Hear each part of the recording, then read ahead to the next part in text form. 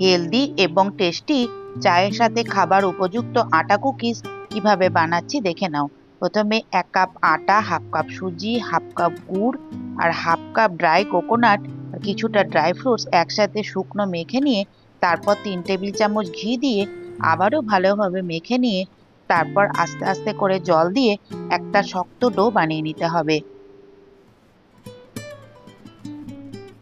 তারপর একটু ঘি দিয়ে কিছুক্ষণ রেস্টে রেখে দিতে হবে।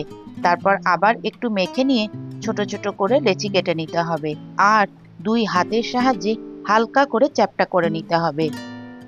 তারপর কড়াইয়ে তেল গরম করে মাঝারি আঁচে আস্তে আস্তে একটা একটা করে কুকিজ ভেজে নেবে।